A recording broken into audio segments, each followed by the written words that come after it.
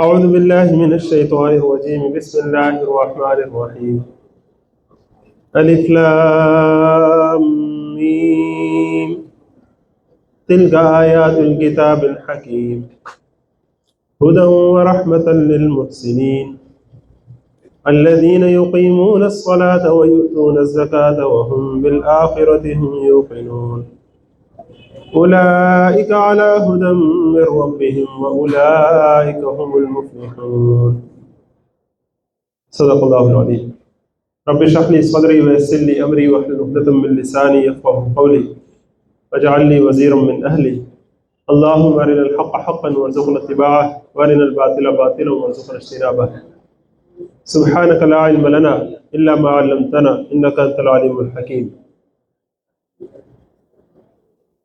سیرت النبی صلی اللہ علیہ وسلم میں جو مکی دور ہے اس کا جو آخری دور ہے، جب طائف سے واپس آنے کے بعد آپ صلی اللہ علیہ وسلم نے بیرون مکہ دعوت پر فوکس زیادہ کرنا شروع کیا۔ اس وقت جو لوگ مکے میں آتے تھے مختلف کاموں کے لیے، اپنی مذہبی مصروفیات کی وجہ سے بیت اللہ کا حج کرنے، طواف کرنے، یا اپنی معاشی مصروفیات کی وجہ سے کاروبار کے لیے، تو آپ صلی اللہ علیہ وسلم ان کے ساتھ جب انٹریکٹ کرتے تھے تو انہیں دعوت دیا کرتے تھے۔ اسی طرح ایک صحابی تھے، بڑا اہم واقعہ ان کا، کہ وہ اپنی قوم کے گہرے سوجھ بوجھ رکھنے والے صحابی تھے، غالباً سوید بن سامت نام ہے ان کا، جو رحیق المختوم کتاب ہے سیرت کی، آپ کو آپ صلی اللہ علیہ وسلم کی انفرادی دعوت کے جو واقعات اس کے اندر ملتے ہیں وہ کمال کے ہیں۔ اس سے انفرادی دعوت کا طریقہ کار بہت کھل کر واضح ہوتا ہے۔ اپنی قوم میں شاعر بھی تھے، بڑے حکیم دانا شخص تھے۔ تو آپ صلی اللہ علیہ وسلم کے پاس جب آئے تو ابھی مکے میں آئے ہی تو سننے کو آیا کہ یہاں نعوذ باللہ ایک شخص ہیں، ان کی باتوں میں جادو ہے، لہٰذا تو ان کی باتوں میں نہ پڑنا۔ کہتے ہیں کہ میں نکلا تو کانوں میں نے انگلیاں ڈال کے نکلا کہ کہیں میری کانوں میں آواز ہی نہ پڑ دے، اور روئی ٹھونس کے نکلا میں باقاعدہ۔ چلتے چلتے میرا خیال ہوا کہ اگر میرے قوم کو پتہ لگا کہ میں صرف بات سننے سے ڈر گیا ہوں، بات تو سنتا نا، صحیح ہوتی تو مجھے پتہ نہیں تھا لگنا، غلط ہوتی مجھے پتہ نہیں تھا لگنا، چنگا بھلا ایسے آنا مننا میں۔ تو انہوں نے جیسے ہی نکالی، تھوڑا آگے گئے تو آپ صلی اللہ علیہ وسلم کی تلاوت کی آواز کانوں میں پڑ گئی۔ کلام تو بڑا عمدہ ہے۔ گئے آپ صلی اللہ علیہ وسلم سے گفتگو شنید ہوئی، بات کی۔ آپ صلی اللہ علیہ وسلم نے جب ان کے اوپر اپنی دعوت پیش کی تو انہوں نے کہا کہ مجھے لگتا ہے کہ آپ تو میری باتوں سے ملتی جلتی بات کہہ رہے ہیں۔ آپ صلی اللہ علیہ وسلم نے فرمایا اچھا تمہاری کیا باتیں ہیں، تمہارے پاس کیا ہے؟ میں نے کہا میرے پاس حکمت لقمان ہے۔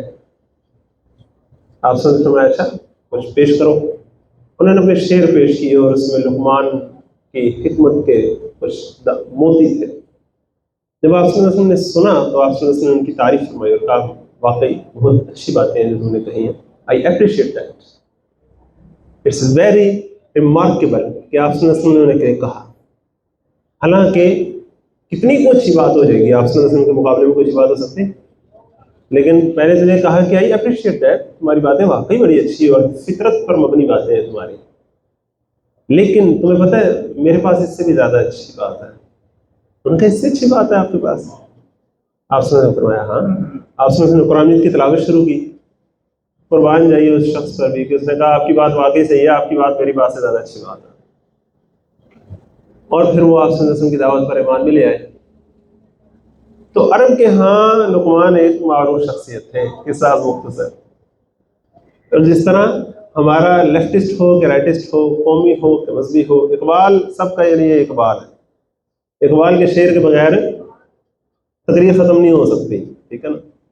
تو اس طرح ان کے ہاں لقمان تھے، شاعر ہو، خطیب ہو، جو بھی ہو، اس نے لقمان کا حوالہ دینا ہے کہ حکیم لقمان نے بھی یہ کہا ہے اور کیا بات کہی ہے، ایسے کر کے آپ صلی اللہ علیہ وسلم نے جب دعوت پیش کی تو اللہ تعالیٰ جو پوری صورت ایک نازل فرما رہے ہیں لقمان کے نام پر کہ لقمان جس کی باتوں کی تم بڑی تعریفیں کرتے ہو، کیا کہا تھا اس نے؟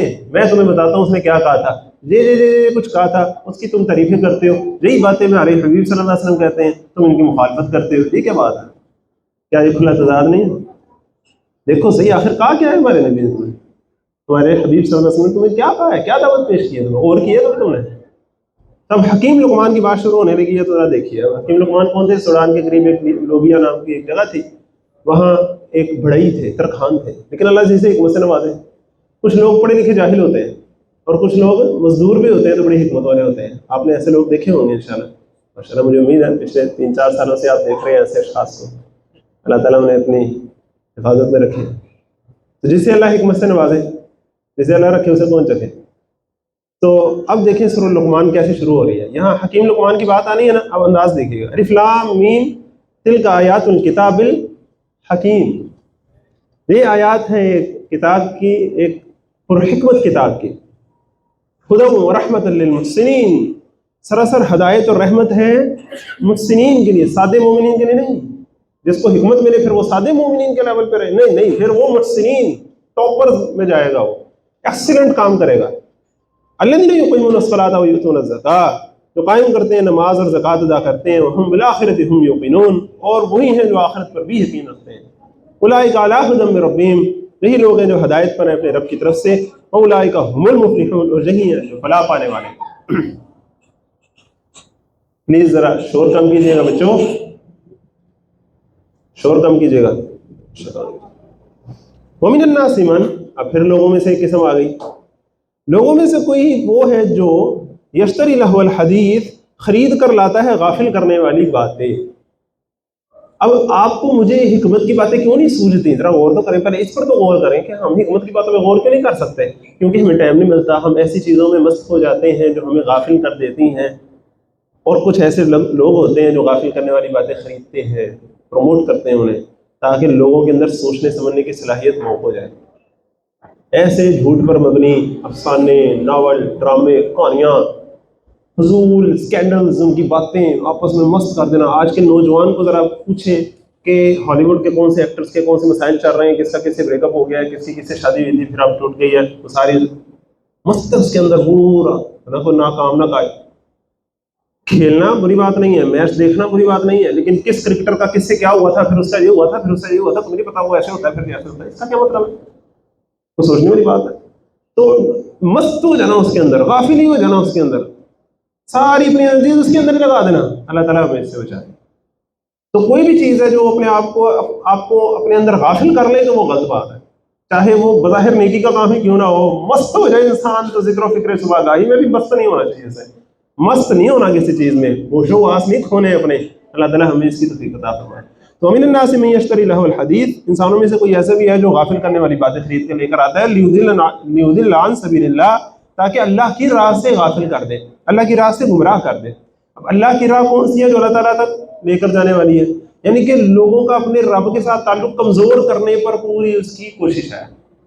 اور خاص طور پہ جو تیز میوزک ہے نا آج کا، تیز راک میوزک، اتنا تیز میوزک کہ بندے کی سوچنے سے اتنا موت ہو جائے. میں حلت و حرمت پہ بھی نہیں جا رہا، میں جنرل ایڈکشن پر بات کر رہا ہوں. جنرل ایڈکشن جب ہو جاتی ہے نا ایک تیز راک میوزک کی، تو وہ بھی بندے کی سوچنے سمجھنے کی صلاحیت موت ہو جاتی ہے. بندے کا اپنے رب کے ساتھ تعلق توڑنے والی جو بھی چیز ہو وہ اس کے لیے خراب ہے، کیونکہ پرائمری اس کا مقصد اپنے رب کے ساتھ تعلق قائم رکھنا ہے. بغیر علم، بغیر سوچے سمجھے وہ لوگوں کو گمراہ کرنے پر تلا ہوا ہے. یہ برائی کے علم بردار ہوتے ہیں ایسے لوگ. اور آپ صلی اللہ علیہ وسلم کے زمانے میں بھی نضر بن حارث نام کا ایک شخص تھا، باقاعدہ وہ لونیاں خرید کر لے کر آیا، گانے بجانے والیاں، یمن سے باقاعدہ. آج کی زبان میں کہیں اگر تو بار دیاں لے کے آیا. کس مقصد کے لیے؟ کہ جو نوجوان آپ صلی اللہ علیہ وسلم کے پاس دکھائی دے نا کہ آج کل ذرا آپ صلی اللہ علیہ وسلم کی باتیں سن رہے ہیں، اس کا پیچھا کرو ذرا. اب نوجوان ذرا محسوس کریں اس وقت کے نوجوانوں نے کتنی قربانیاں دی. ہم سوچتے ہیں شاید یہی زمانہ رہ گیا فتنے کا، یہی ہمیں قربانی بڑی کرنی پڑتی ہے، یہ بھی ہوتا ہے وہ بھی ہوتا ہے. بڑی بڑی قربانیاں کی ہیں انہوں نے، بڑی بڑی چیزیں چھوڑ کے اللہ کے نبی صلی اللہ علیہ وسلم کے پاس آئے ہیں. وَاتَّخِذَهَا ہُزُوًا، اور اس کی باتوں کا مذاق اڑائے، اللہ کی باتوں کا مذاق اڑائے، آیات کو مذاق بنانے کے لیے کہ یہ اگر کس سے سناتے ہیں میں بھی کس سے سناتا ہوں. اولئک لہم عذاب مہین، انہی لوگوں کے لیے عذاب ہے رسوا کرنے والا. وَإِذَا تُتْلَىٰ عَلَيْهِ آیاتُنَا، اور جب پڑھی جاتی ہیں ان کے سامنے ہماری آیات، وَلَّىٰ مُسْتَكْبِرًا، تو گھمنڈ کرتے ہوئے رخ پھیر لیتا ہے. كَأَن لَّمْ يَسْمَعْهَا، گویا اس نے سنا ہی نہیں. كَأَنَّ فِي أُذُنِهِ وَقْرًا، جیسے کہ اس کے کانوں میں بہرا پن ہے. فَبَشِّرْهُ بِعَذَابٍ أَلِيمٍ، سو خوشخبری دے دو اسے دردناک عذاب کی. ان الذين امنوا وعملوا الصالحات، بلا شبہ وہ لوگ جو ایمان لائے اور نیک عمل کیے، لهم جنات النعیم، ان کے لیے نعمت بھری جنتیں ہیں، خالدین فیہا، ان میں ہمیشہ ہمیشہ رہیں گے. وعد اللہ حقا، یہ وعدہ ہے اللہ کا سچا. وهو العزیز الحکیم، اور وہ زبردست ہے، بڑی حکمت والا ہے. خلق السماوات بغیر عمد، اسی نے پیدا فرمائی ہے یہ آسمان بغیر ستونوں کے، ترونہا جنہیں تم دیکھ ہی نہ، جنہیں تم دیکھ سکو، ایسے ستون نہیں ہے اس کے جنہیں تم دیکھ سکو، تمہیں نظر آتا کوئی ستون نہیں۔ والقا فی الارض، اور جما دیے زمین میں، رواسیا پہاڑ لنگر بنا کر، ان تمید بکم کہ کہیں تمہیں لے کر ڈولنے نہ لگے، وبث فیہا من کل دابہ، اور پھیلا دیے زمین میں ہر قسم کے جاندار، وانزلنا من السماء ماء، اور نازل کیا ہم نے آسمان سے پانی، فانبتنا فیہا، پھر اگائی ہم نے زمین میں، من کل زوج کریم، ہر قسم کی عمدہ عمدہ چیزیں۔ ھذا خلق اللہ فارونی ماذا خلق الذین من دونہ، یہ تو رہی اللہ کی تخلیق، اب مجھے وہ دکھاؤ جو انہوں نے پیدا کیے ہیں جو اللہ تعالیٰ کے علاوہ ہیں، بتاؤ نا ان کی کوئی مخلوق مجھے دکھاؤ۔ بل الظالمون فی ضلال مبین، اصل بات یہ ہے کہ یہ ظالم کھلی گمراہی میں مبتلا ہے، بات اور کوئی نہیں ہے۔ وَلَقَدْ آتَيْنَا لُقْمَانَ الْحِكْمَةَ، اور یقیناً ہم نے لقمان کو عطا کی تھی حکمت۔ تو پہلی بات کیا آ گئی کہ حکمت کس نے عطا کی تھی؟ ہم نے عطا کی تھی۔ اور اس نبی صلی اللہ علیہ وسلم کو نبوت کس نے عطا کی ہے؟ ہم نے عطا کی ہے۔ تو دونوں چیزیں جب ہم نے عطا کی ہے تو ان میں سملیرٹی کیوں نہ ہو؟ سملیرٹی تو ہوگی۔ تو وَلَقَدْ آتَيْنَا لُقْمَانَ الْحِكْمَةَ، بے شک ہم نے عطا کی لقمان کو حکمت۔ اور حکمت کیا ہوتی ہے؟ حکمت ہوتی ہے کسی بھی شے کو اس کے صحیح مقام پر رکھنا، بعض الشیء فی محلہ، جو شے ہے اس کو صحیح مقام پہ رکھنا۔ اس کے دو سطحیں ہیں، اس کو ذرا غور کریں۔ ایک بنیادی سطح ہے، وہ کیا ہے کہ کوئی صحیح چیز ہے تو اس کو صحیح سمجھنا، کوئی بری چیز ہے تو اس کو برا سمجھنا۔ یہ سادہ کام ہوتا ہے، بڑا آسان کام ہوتا ہے۔ بندہ اگر بد فطرت نہ ہو گیا ہو تو وہ آرام سکون سے غور و فکر کرے، اسے پتہ لگ جاتا ہے یہ بات ٹھیک ہے، یہ بات غلط ہے، کوئی مسئلہ ہی نہیں ہوتا۔ اللہ کا شکر ہے، اللہ تعالیٰ نے ہمیں فطرت پر پیدا کیا، پچھلی صورت میں ہم پڑھ کے آئے۔ ایک اور لیول ہوتا ہے حکمت کا، اس کو کہتے ہیں کوانٹیٹیو ڈفرینشیشن آف حق اینڈ باطل۔ ایک ہے کوالٹیٹیو ڈفرینشیشن، آپ نے یہ پتہ لگا لیا یہ حق ہے یہ باطل ہے، ٹھیک۔ کوانٹیٹیو ڈفرینشیشن کیا ہے کہ یہ کتنا حق ہے، یہ کتنا باطل ہے، یہ حق بڑا ہے کہ یہ حق بڑا ہے، یہ حق پہلے ہے کہ یہ بعد میں ہے، یہ باطل بڑا ہے کہ یہ باطل بڑا ہے، آج کا بڑا باطل کون سا ہے، پہلے کون سا ختم کرنے کی ضرورت ہے۔ یہ پوری جو حکمت ہے نا، یہ بہت ہی دانائی کی باتیں ہیں۔ بعض الشیء فی محلہ، ہر چیز کو اس کے صحیح مقام پہ رکھ کے فٹ کر کے منظر پورا سامنے آ جائے انسان کے، یہ ہے اصل حکمت۔ اللہ تعالیٰ ہمیں یہ نصیب فرمائے۔ بڑا مشکل کام ہے، یہ بڑی ہی اعلیٰ چیز ہے، جس کو اللہ تعالیٰ نے یہ نصیب فرما دے اس کو تو کل کا کل خیر اللہ تعالیٰ نے دے دیا۔ اللہ تعالیٰ ہمیں حکمت میں سے ہی کچھ نصیب فرما دے۔ تو حضرت لقمان جو تھے ان کو اللہ تعالیٰ نے حکمت نصیب فرمائی تھی۔ دوسرے الفاظ میں دیکھیں تو حکمت میں دو چیزیں ہیں، ایک انسان کی فطرت بھی صحیح ہو اور اس کی عقل بھی صحیح ہو، تو پھر وہ حکمت اسے نصیب ہوتی ہے۔ مطلب کیا ہے اس کو ذرا سمجھ لیجیے۔ انسان میں دو طرح کے جذبات ہیں، ایک حیوانی جذبات ہیں، جانوروں والے جذبات ہیں جو اسے کھانے پینے، جنسی جذبہ پورے کرنے، غصہ، ایک دوسرے پر چڑھ دوڑنے، یہ سارے جس طرح جانور کرتے ہیں سارا وہ اندر سے جذبات میں کرتے ہیں، یہ حیوانی جذبات ہیں۔ دوسری طرف ایک پازیٹیو جذبات ہے، نیکی اور برائی کی تمیز ہے اور نیکی کی طرف ابھارنے، برائی سے روکنے کے جذبات، اللہ کی محبت کے جذبات، شکر کے جذبات، یہ سب پازیٹیو جذبات ہیں۔ ہمدردی کے جذبات، بے لوث خدمت کے جذبات، اپنے مفاد کو قربان کرنے کے جذبات، یہ سارے جذبات ہیں۔ اب یہ دونوں جذبات ہیں۔ عقل نام ہے جذبات پر کنٹرول کا، جو انسان کو جذبات میں بہہ جانے سے روکے اور جذبات کو صحیح ان کے مقام پر رکھے، وہ ہوتی ہے عقل۔ اللہ تعالیٰ ہمیں سلیم العقل بھی بنائے، سلیم الفطرت بھی بنائے۔ اب ان کو جب حکمت نصیب فرمائی تو اس کا نتیجہ کیا نکلا؟ اس نتیجے کو سمجھ کے پھر ہم حکمت کی مزید تفصیل سمجھتے ہیں۔ اللہ تعالیٰ نے انہیں حکمت سکھائی اور اس کا نتیجہ کیا نکلا؟ انشکر للہ، کہ شکر بجا لاؤ اللہ کا۔ اب حکمت کا نتیجہ یہ ہے کہ اللہ کا شکر ادا کرو۔ اب اس میں دو باتیں، پہلا یہ کہ انسان کے اندر شکر کا جذبہ ہو، نہ شکرانہ ہو۔ یہ کس کا کام ہے؟ یہ فطرت کا کام ہے۔ اگر کوئی بد فطرت ہو جائے گا، جس کی فطرت ہی مر جائے گی، اس کے اندر شکر کا جذبہ ہی پیدا نہیں ہوگا۔ دوسرا مرحلہ یہ ہے کہ وہ اس ہستی کو پہچانے جس کا شکر ادا کرنا ہے۔ یہ کس کا کام ہے؟ یہ عقل کا کام ہے کہ وہ رہنمائی کرے، نہیں نہیں اس کا نہیں، نہیں نہیں اس کا نہیں، نہیں نہیں اس کا نہیں، اس کا، یہ ہے وہ ہستی جس تک تم نے جانا ہے، لے کے جائے آپ کو۔ دونوں چیزیں ضروری ہیں نا، آگے کی ہیڈ لائٹ بھی ضروری ہے، پیچھے کی ریس بھی ضروری ہے، دونوں چیزیں ضروری ہیں آگے لے کے جانے کے لیے۔ اللہ تعالیٰ ہمیں دونوں چیزیں عطا فرمائے۔ اب اس کی مثال سمجھیں، جس طرح شکر کی میں نے مثال آپ کو دی تھی نا، کہ آپ کسی ہوٹل میں گئے ہو اور وہاں آپ کھانا کھانا کھائیں اور اس کے بعد آپ پوچھیں کہ بھئی بل، تو وہ کہیں آپ کا بل تو ادا ہو گیا ہوا ہے۔ آپ کہیں بھی کس نے ادا کر دیا؟ وہ آگے سے مسکرا کے کہ بھئی آپ کا ایک دوست ہے اس نے ادا کر دیا، اس نے کہا میری طرف سے تحفہ صحیح۔ اب دو رستے ہیں، ایک یہ کہ آپ سوچیں کہ اچھا تو فٹافٹ پوچھیں کہ بھئی اگر تو انلمیٹڈ ادا کیا ہے تو پھر گھر والوں کے لیے بھی پیک کر دو فٹافٹ، اور فٹافٹ میں نکل لوں یہاں سے، کہیں آ ہی نہ جائے، لگتا ہے کسی نے غلطی سے دے دیا ہے، حادثاتی طور پہ مجھے مل گیا. ایک تو انداز یہ ہو سکتا ہے. جو بندہ ناشکرا ہوگا ویسے ہی کرے گا نا، اور جس کے اندر شکر کا جذبہ ہوگا وہ تلاش کرے گا. مجھ کو ہے تیری جستجو، مجھ کو تیری تلاش ہے، مالک میرے کہاں ہے تو، مجھ کو تیری تلاش ہے. وہ تو اپنے مالک کی تلاش میں سرگردہ ہو جائے گا. میرا دوست کہاں ہے، کون ہے، کون آیا ہے، اب میری آج برتھ ڈے تو نہیں ہے، میرا کوئی دوست تو نہیں آیا شہر میں. وہ اس پر غور کرے گا، آ کے بھی گھر سوچتا رہے گا، ساروں سے شیئر کرے گا، یار میرا کوئی دوست، پتہ لگاتا رہے گا، اس پہ اس کی تلاش میں لگ جائے گا. کیوں؟ اس کے اندر شکر ہے. جب تک وہ ری پے نہیں کرے گا، پے بیک کرنے کے لیے کچھ نہیں کرے گا، اس کو سکون نہیں آئے گا اندر سے. کسی نے اس پر احسان کیا ہے، جب تک وہ دل سے اس کا شکر نہیں مانے گا، زبان سے بھی شکریہ نہیں ادا کرے گا، عملی طور پہ بھی کچھ اس کے لیے نہیں کرے گا، تب تک اس کے فطرت پر ایک محسوس ہوتا رہے گا، ایک بوجھ سا. یہ ہوتا ہے اچھی فطرت والا بندہ. اچھا اب عقل کی مثال دیکھیں. فرض کریں آپ کو دوست آپ کو لے کر جائے ہوٹل میں کھانا کھلائے، اور اس کے بعد آپ اٹھ کے اپنا دوست کے شکریہ ادا کرنے کی بجائے سارا شکریہ آپ اس ویٹر کا ہی کرتے ہیں، ہاتھ چومنے لگے اس کے. اب وہ جو پلیٹ ہے جس کے اندر آپ نے کھانا کھایا اس کو چومنے لگے کہ ہاں کتنی پیاری پلیٹ جو مجھے اتنے پیارے پیارے کھانے کھلاتی. تو کہے گا نا کہ ایسا یار بیوقوف بندہ ہے. اب دیکھیں شکر کا جذبہ تو اس کا ہے نا، شکر تو کر رہا ہے، لیکن وہ پہچان نہیں پا رہا کہ شکر کس کا کرنا ہے. اسے نہیں پتا کہ اس پلیٹ کا شکر صرف اتنا ہے کہ اس کو توڑنا نہیں ہے، اس کو آرام سے رکھتے ہیں. اس ویٹر کا شکریہ یہ ہے کہ اسے کوئی کہہ کے نہیں بلانا، اسے پیار سے بلانا ہے، اسے تعظیم سے بات ہے بس. اصل تو شکر اس کا ہے جس نے اس کو پیسے دیے، جس نے مجھے کھانا کھلایا. تو خدا کا شکر ادا کر بھائی جس نے ہماری گائے بنائی. تو گائے کا شکریہ ادا کرنے لگ گیا کہ کتنی پیاری گائے ہمیں دودھ دیتی، کتنا اچھا دودھ ہے، ہمیں کتنا اچھا سورج ہے ہمیں دودھ دیتا ہے. اور بھائی خدا کا شکر ادا کر بھائی جس نے ہماری گائے بنائی. اللہ تعالیٰ ہمیں سمجھنے کی توفیق عطا فرمائے.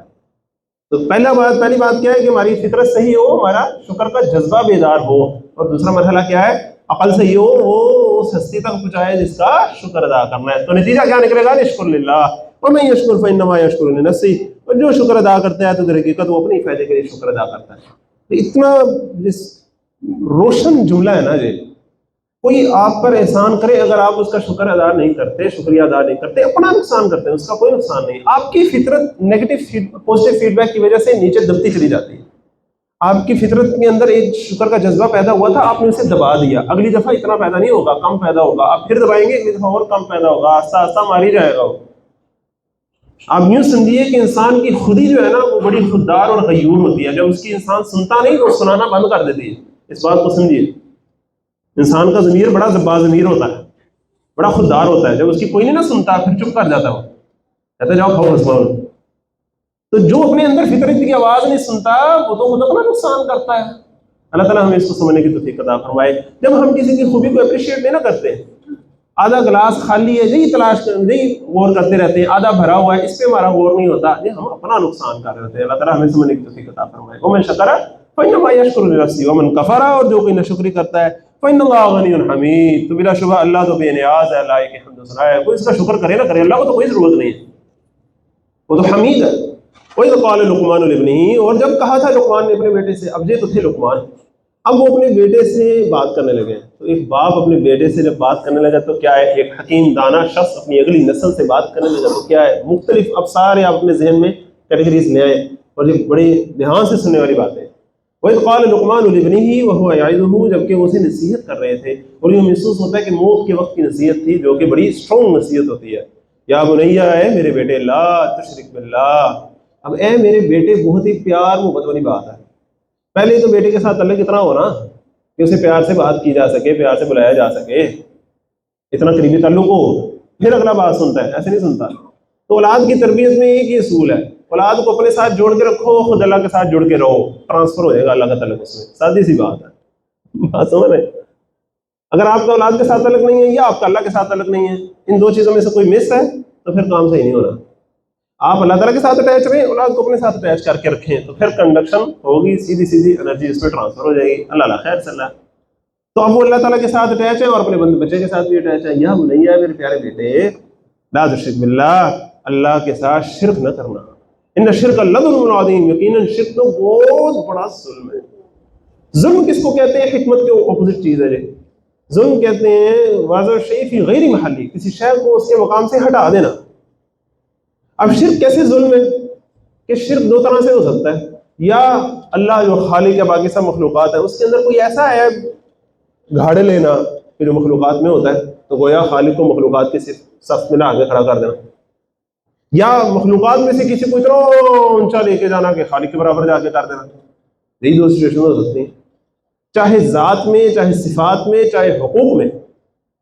اللہ تعالیٰ کی ذات میں کسی کو شریک کر دینا کہ اللہ دو ہے، تین ہے، یا اللہ تعالیٰ کا کوئی بیٹا بیٹی ہے، یا اللہ تعالیٰ کی صفات میں جس طرح اللہ سنتا اور دیکھتا ہے اسی طرح کوئی اور سنتا دیکھتا ہے، جس طرح اللہ کے سننے دیکھنے کی اپنی صلاحیت ہے، لامحدود صلاحیت ہے، ہمیشہ سے تھی ہمیشہ تک ہے، ایسی صلاحیت کسی اور میں مان لینا نہیں.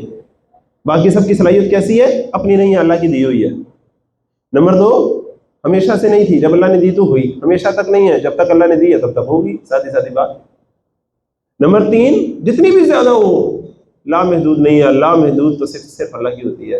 اللہ تعالیٰ ہمیں اس پر عمل کی اور اس پر ایمان کی توفیق عطا فرمائے. یہ ہمارا بنیادی عقیدہ ہے اور اس میں کسی کا اختلاف نہیں ہے.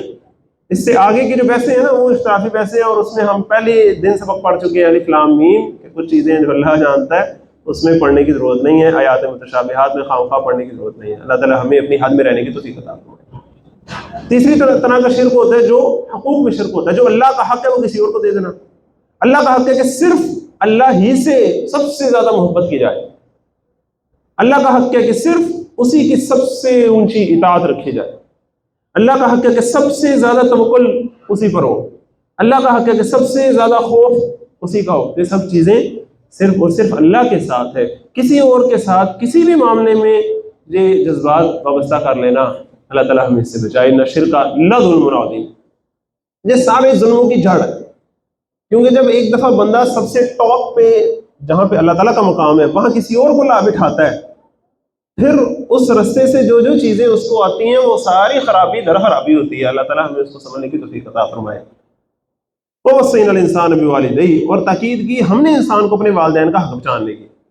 اب یہاں وصیت تو لقمان کر رہے تھے، بیچ میں اللہ تعالیٰ نے کہا ہم نے وصیت کی. کیا مطلب؟ والد کے لیے یہ مناسب نہیں ہے کہ وہ بچے کو کہے کہ میرا بھی حق پہچانو. اللہ کے بعد والدین کا مقام ہوتا ہے. یہ والدین کے لیے میں تھوڑی سی بات کرنا چاہتا ہوں، کیونکہ والدین کو بہت زیادہ عزیز ہوتا ہے یہ کام کہ وہ اپنے بچوں کو ہر وقت والدین کے حقوق بتاتے رہے. ایسے نہیں کرنا چاہیے، ٹھیک ہے؟ یہ دوسروں کا کام ہے کہ وہ بچوں کو بتائیں والدین کے حقوق. جب والدین خود بچوں کو والدین کے حقوق بتاتے رہتے ہیں پھر ریئیکشن پیدا ہو جاتا ہے. اللہ تعالیٰ ہمیں اس کو بھی سمجھنے کی توفیق عطا فرمائے. تو اللہ تعالیٰ بتا رہے ہیں وَوَصَّيْنَا الْإِنسَانَ بِوَالِدَيْهِ، ہم نے انسان کو تاکید کی اپنے والدین کے ساتھ. کیا کرنے کی یہ نہیں بتایا.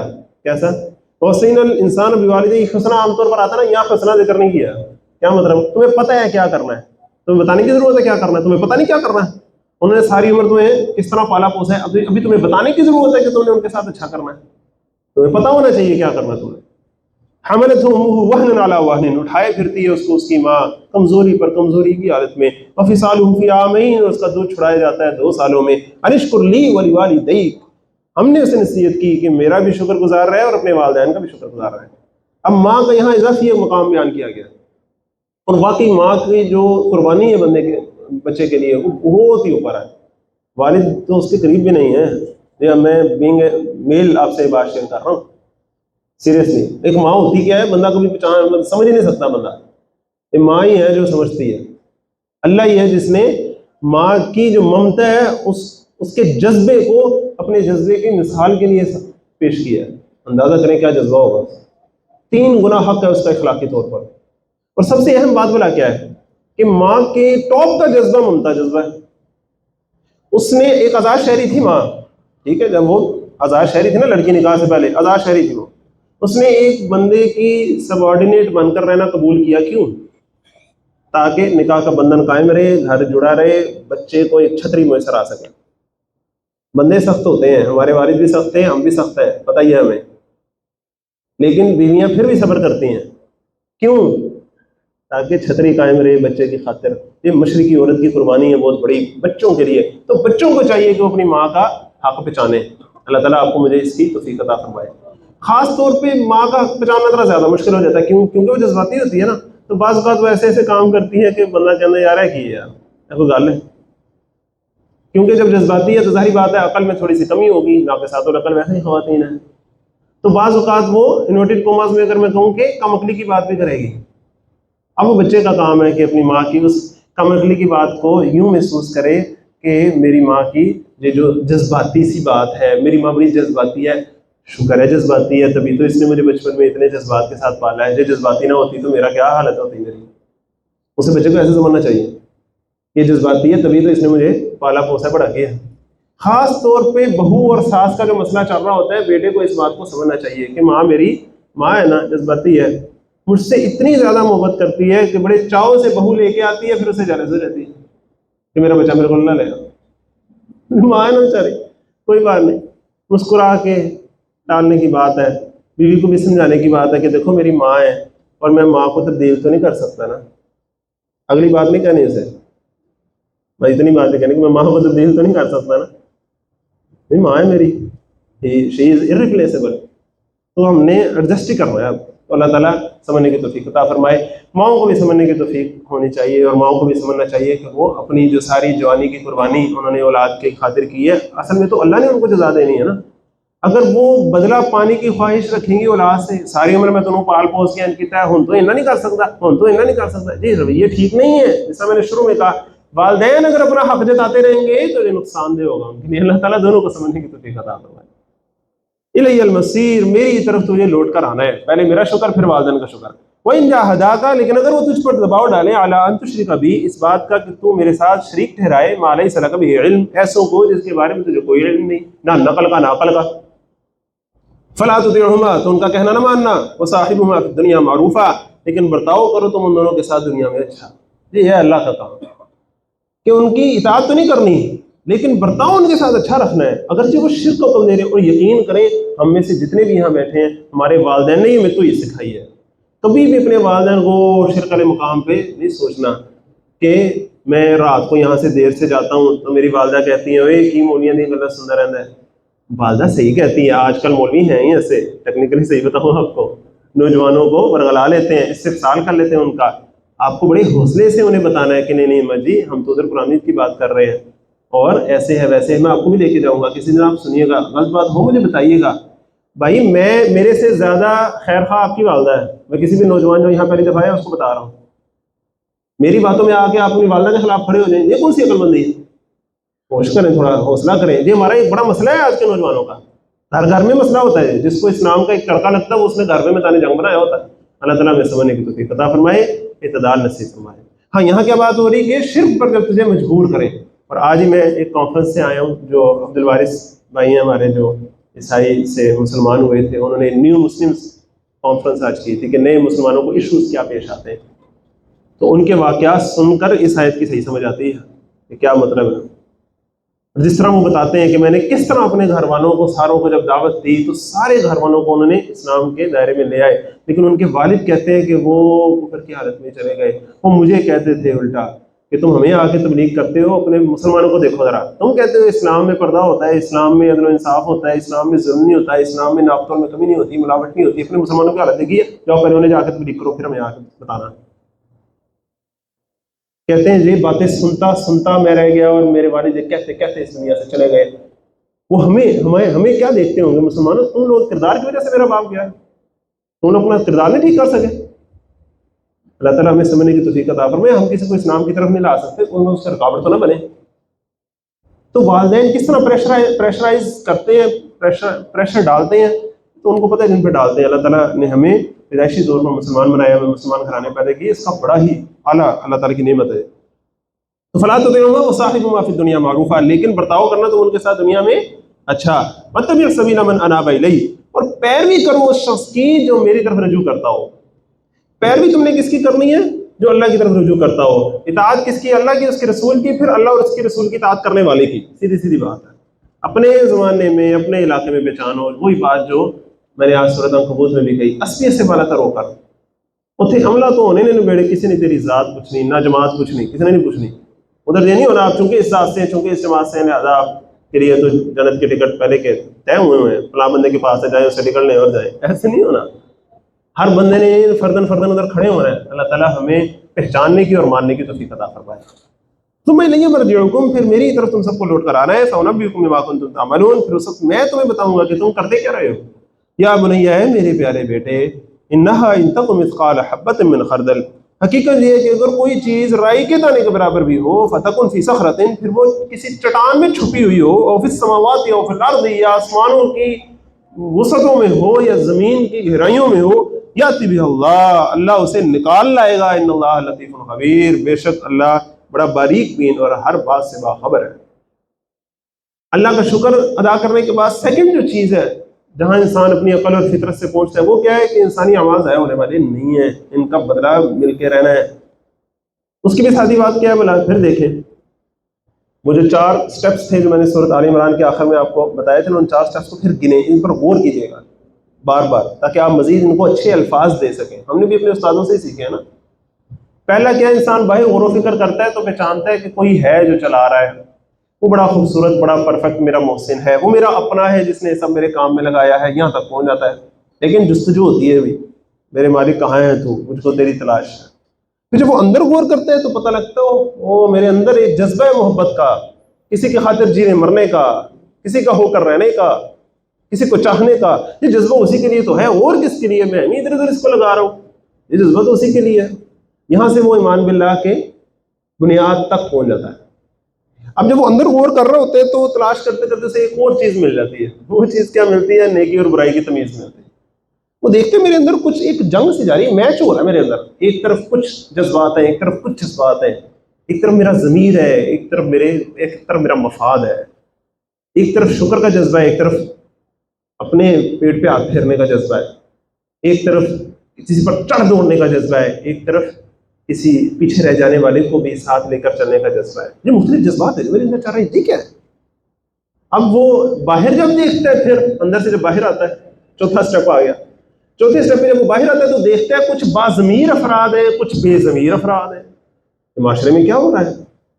باضمیر افراد جو ہیں، جو لوگوں کی خاطر جیتے ہیں، جو یتیم ہوتے ہیں لیکن یتیموں کی سرپرستی کرتے ہیں، جن کی والدہ بیوہ ہوتی ہے لیکن وہ بیواؤں کی خبرگیری کرتے ہیں، پیسے نہیں ہوتے، بکریاں چرا چرا کے پیسے لاتے ہیں پھر بھی غریبوں کو دیتے ہیں، اپنی بھوک کو قربان کر کے۔ بڑے ہوتے ہیں تو اسی چچا جس کے گھر پلے ہوتے ہیں انہی کے ایک بیٹے کو گود لے لیتے ہیں کہ اب آپ کے اوپر مشکل حالات ہیں تو میں اسے پال لوں گا۔ حضرت علی کو آپ صلی اللہ علیہ وسلم نے اپنے پاس لے لیا، پتہ؟ اندازہ کریں اس کردار کا۔ اور ان کی تو کوئی مثال ہے ہی نہیں نا، لہٰذا آپ حضرت ابو صدیق رضی اللہ عنہ پر آ جائیں، ان کی تو مثال کیا بنا دے۔ تو حضرت ابو صدیق رضی اللہ عنہ ساری عمر انہوں نے پاکیزگی کی زندگی گزاری، سب کچھ، اور اب ان کے ساتھ ہو کیا رہا، ان کے شہر والے کیا کر رہے ہیں کہ ایک دن آپ صلی اللہ علیہ وسلم نماز پڑھ رہے، ابو جہل آ کر زدوکوب کرنے لگا، گلے میں جو چادر تھی اسے پکڑ کے بل دینے لگا زور زور سے، آنکھیں ابلنے کو آ گئی۔ حضرت ابو صدیق رضی اللہ عنہ دوڑے ہوئے آئے اور آ کر چھڑانے لگے، اور انہوں نے آپ صلی اللہ علیہ وسلم کو چھوڑ کے ابو بکر کو پکڑ لیا اور اتنا مارا کہ بال جر سے اکھڑ گئے، چہرہ ہو گئے، بے ہوش ہو گئے، اٹھا کے لوگ گھر لے آئے۔ یہ ہوا ان کے ساتھ، حالانکہ وہ کتنے اچھے بندے تھے۔ دوسری طرف ایک کرپٹ بندہ ابو لہب، جو خزانے کا اسے خزانچی بنایا ہوا تھا بیت اللہ کے، اس میں چوری کرتا تھا، لوگوں کے پیسے لے کے واپس نہیں کرتا، بد اخلاق بندہ ہے، وہ سردار بن گیا، وہ سردار بنی جا رہا ہے، ان کو مار پڑی جا رہی ہے۔ یہ ہو کیا رہا ہے؟ یہ کیا ہو رہا ہے دنیا میں؟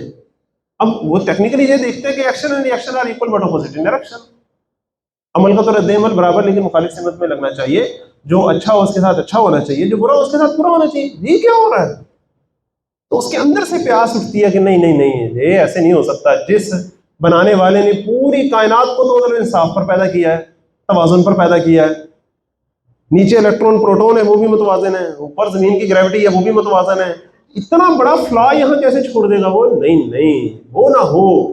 یہ لگ رہا ہے کہ ٹریلر ہے، پوری فلم نہیں ہے۔ کیوں؟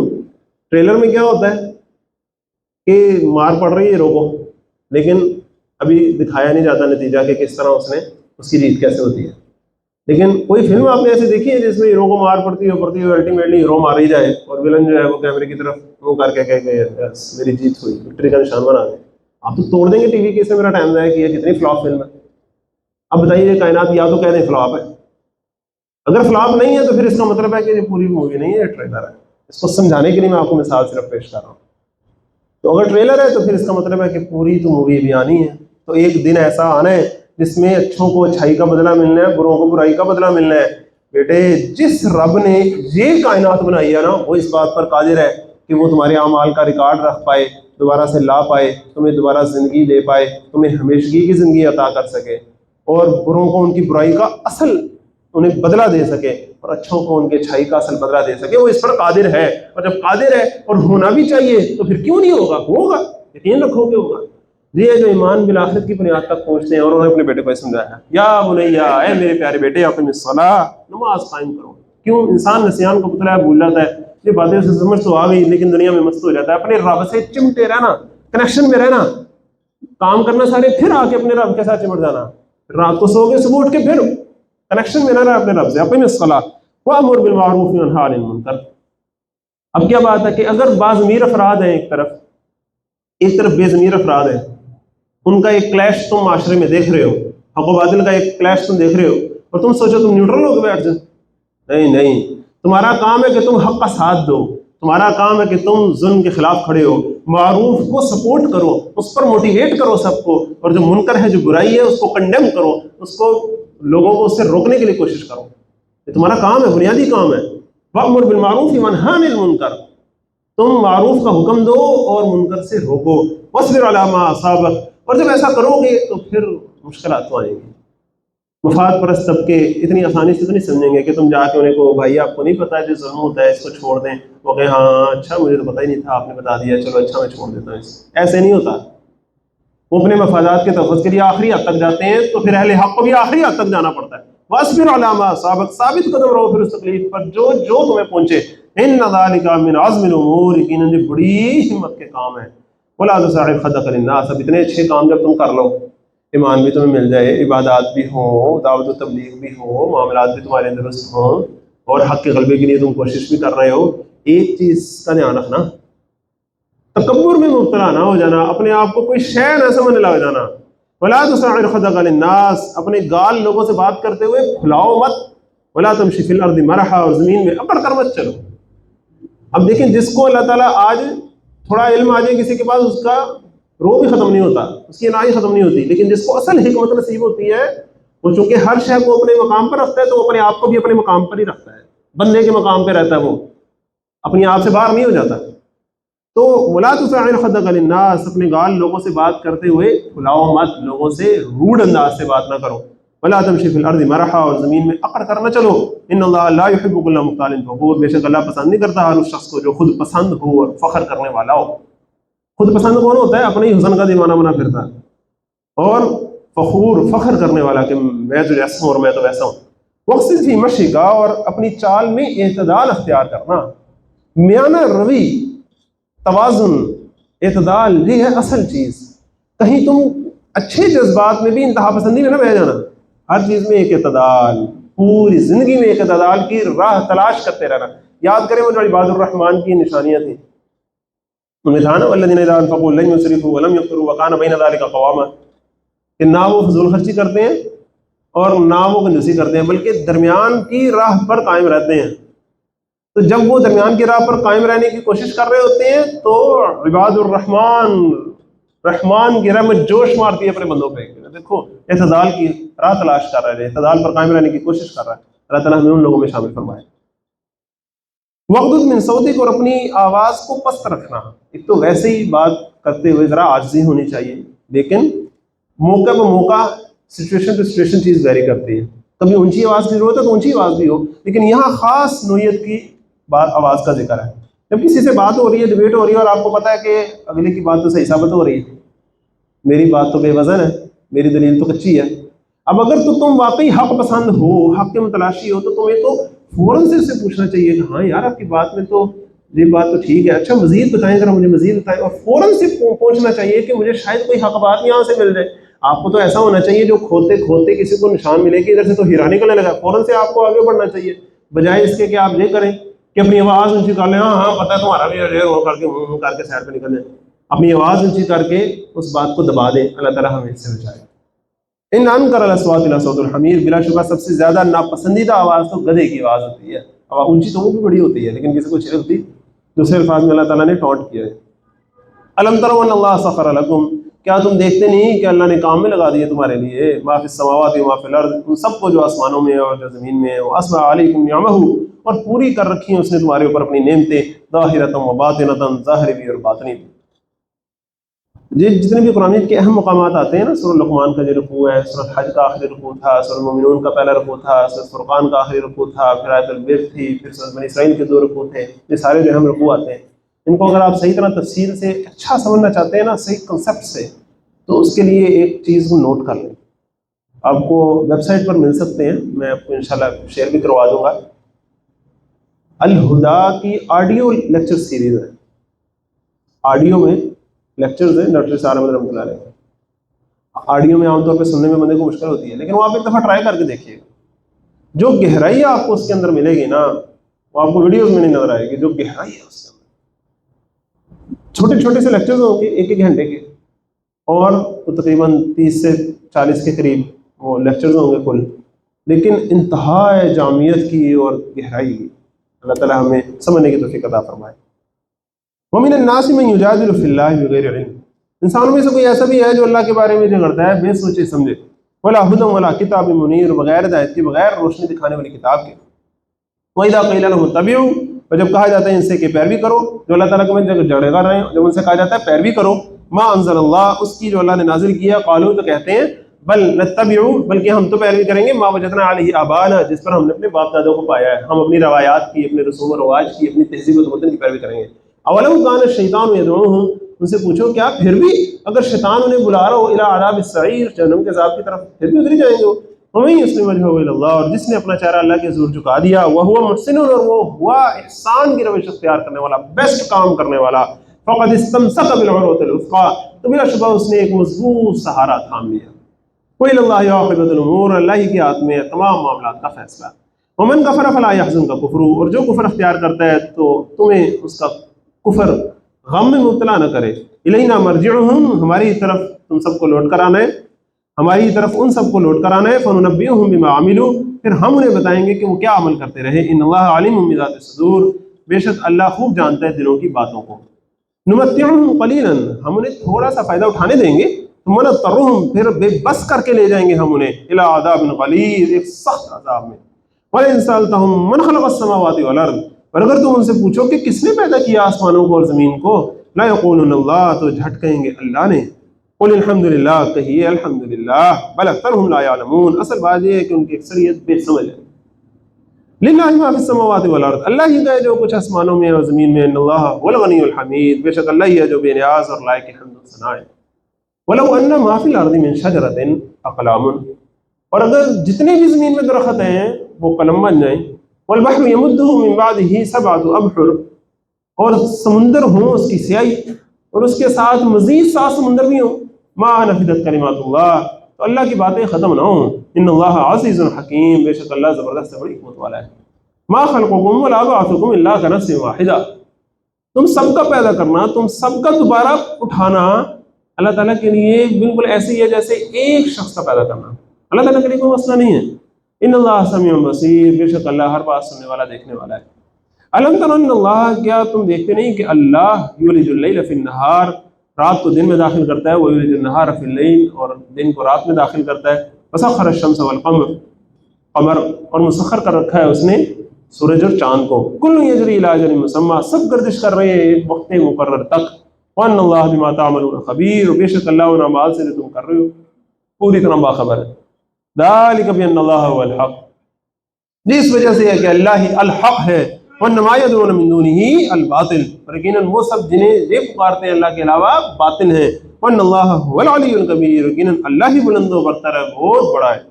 الم تر ان الفلک، کیا تم دیکھتے نہیں یہ حقیقت کہ کشتیاں تجری فی البحر، سمندر میں چلتی ہیں، بنعمت اللہ، اللہ کے فضل سے، لیریکم من آیاتہ، تاکہ وہ تم سب کو اپنی آیات دکھائے۔ ان فی ذلک الآیات، بلا شبہ اس میں بہت سی نشانیاں ہیں، لکل صبار شکور، ہر اس شخص کے لیے جو صبر اور شکر کرنے والا ہے۔ یہ صبار بہت زیادہ صبر کرنے والا ہے، شکور بہت زیادہ شکر کرنے والا ہے۔ شکر اور صبر اصل میں ایک ہی کیفیت کے 2 رخ ہیں۔ جو بندہ یہ سمجھتا ہے کہ یہ ساری دنیا خود بخود چل رہی ہے، حادثاتی طور پہ سب کچھ ہو رہا ہے، اس کو کچھ ملے تو شوخا ہو جاتا ہے، نہ ملے تو بے صبرا ہو جاتا ہے۔ جبکہ جس بندے کو پتا ہو کہ میرے رب کے کرنے سے سب ہو رہا ہے، کچھ ملے تو شکر گزار ہوتا ہے، نہ ملے تو صبر کرتا ہے۔